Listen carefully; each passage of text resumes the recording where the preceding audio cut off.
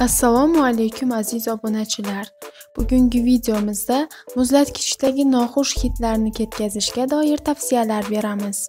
Hozirgi kunda har bir oilada bir yoki undan ortiq muzlatgich bor. Ba'zan muzlatgichlardan yomon hid chiqishi mumkin. Buning sababi birinchidan aynigan mahsulotlardir. Ko'pincha bu tuxum bo'lishi mumkin. Uning hidi po'chog'idan ham o'tadi. Ikkinchidan, yomon hidning sababchisi muzlatgichda to'kilib, yaxshilab artilmay qolgan ovqat qoldiqlari bo'lishi mumkin.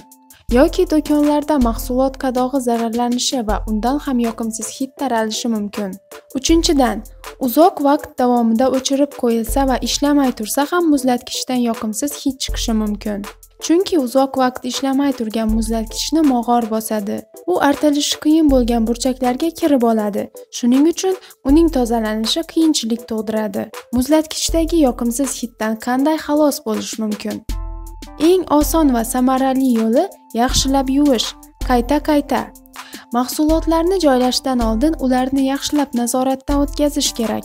Ayniqsa uzoq vaqt davomida saqlanayotganlariga alohida e'tibor berish lozim. Muzlatgichni yuvish uchun maxsus vositalar mavjud. Biroq idish-tovoqlarni yuvish uchun mo'ljallangan vositalardan ham foydalanish mumkin. U suvda eritilib artiladi, so'ngra toza suvda, oxirida esa quruq latta bilan artiladi. Uksus eritmasini ham sinab ko'rish mumkin. 1 litr suvga 1 osh qoshiq uksus solinadi. Bu usullar nafaqat yoqimsiz hidni oladi, balki uning sababini ham bartaraf etadi. Muzlatgichdan yoqimsiz hid chiqmasligi uchun nima qilish kerak? Buning bir necha xil usullari bor. Oddiy ro'zg'orbob usullardan tortib, maxsus zamonaviy usullargacha. Muzlatgichga limon pallachasini, mandarin po'chog'ini yoki javdari non bo'laklarini qo'yish mumkin. Maydalangan yoki yirik qahva donachalari ham o'ziga yarasha yoqimli xushbo'y is taratishi mumkin. Osh sodasi, tuz va aktiv ko'mir tabletkasi noxush hidlarni o'ziga singdirib olish xususiyatiga ega. Ular noxush hidlarga sabab bo'luvchi ko'pgina bakteriyalarni o'ldirib, muzlatgichning ozodaligini ta'minlaydi.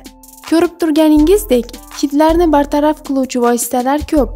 Biroq ular muzlatgichingizni tozalab, undagi yaroqsiz aynigan mahsulotlarni tashlab yubora olmaydi. Hammasi o'zingizga bog'liq. Yaxshi beka bo'lsangiz, muzlatgichni ozoda saqlang va undan noxush hidlar chiqishiga yo'l qo'ymang.